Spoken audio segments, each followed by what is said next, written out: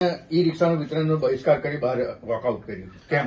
કેન્દ્ર સરકારની સ્વચ્છ ભારત મિશન અંતર્ગત ઈ રિક્ષા વિતરણનો કાર્યક્રમ આજે ડેડિયાપાડા તાલુકાના કૃષિ વિજ્ઞાન કેન્દ્રમાં હતો. માન્ય ભરૂચ લોકસભાના સાંસદ શ્રી મનસુખભાઈ વસાવા સાહેબ અને તાલુકા પ્રમુખ સહિતના અમે તમામ આગેવાનો અહીંયા હાજર હતા. ત્યારે અમને એવું હતું પ્રાથમિક તબક્કે કે ઈ રિક્ષામાં 3,10,000નું એસ્ટિમેટ બનાવ્યું છે, તો કોઈ સારું વાહન હશે કે જેના કારણે આ સ્વચ્છતાને લઈને ગંભીરતા હશે.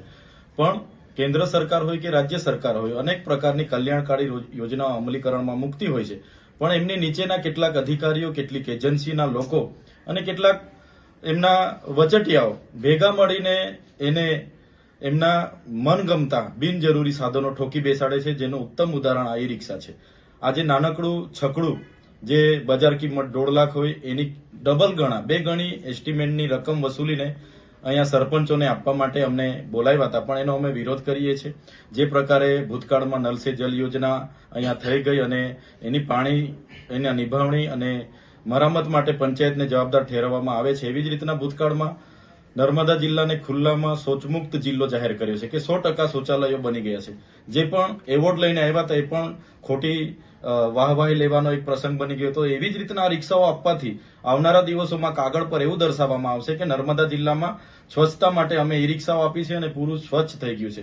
એટલે આવા અનેક દાખલાઓ અમે જોયા છે, જેના કારણે અમે આ ઈ રિક્ષાનો પ્રોગ્રામ બધા જ એક સુરે એનો વિરોધ કરીએ છીએ. અને જે પણ એસ્ટિમેનો બન્યા છે, એસ્ટિમેટના આધારે સારું વાહન પંચાયતવાળાને આપવામાં આવે અને સાયરન કે એની ડ્રાઈવર, એનું મેન્ટેનન્સ, એનું ડીઝલ, તમામ વસ્તુ સાથે ગ્રામ પંચાયતને આપવામાં આવે, ગ્રામ પંચાયતની માંગણી લેવામાં આવે, એવી અમારી સ્પષ્ટ માંગણી છે. આ ઈ રિક્ષાઓ નર્મદા જિલ્લામાં 100 જેટલી આપી છે અને આખા ટ્રાયબલ વિસ્તારોમાં જેટલી પણ આપી હશે એ તમામનો અમે આવનારા સમયમાં વિરોધ કરીશું અને સરકારશ્રીનું ધ્યાન દોરીશું અને જે પણ લોકો આમાં જવાબદાર હશે એમના પર કાર્યવાહી કરવાની માંગ કરીશું. ચેતનભાઈ, આ કયા ડિપાર્ટમેન્ટની યોજના હતી? આ જિલ્લા ગ્રામ વિકાસ એજન્સી દ્વારા અમલીકરણ યોજના છે અને સ્વચ્છ ભારત મિશન જે કેન્દ્ર સરકાર પુરસ્કૃત યોજના છે, એમાંથી એમણે 3,10,000 પંચાયતને ફાળવ્યા હતા અને એમાં ઈ વ્હીકલ આપવાની યોજના હતી, જે આખા ગામમાં ઘન કચરો હોય, લીલો કચરો હોય, સૂકો કચરો હોય, ભેગો કરીને એક જગ્યાએ શોકપીટમાં નાખે. પણ આ એજન્સીએ એ યોજનાના હેતુ ફેર કરીને એકદમ 1 મહિનો પણ ના ચાલે એવી નાની છકડી લાવીને, એ નાનું સાધન લાવીને પંચાયતને પધરાવવાનું, એ પણ અમારા જેવા સાંસદશ્રી અને અમારા હાથે વિતરણ કરવાનું, જે ખોટું છે.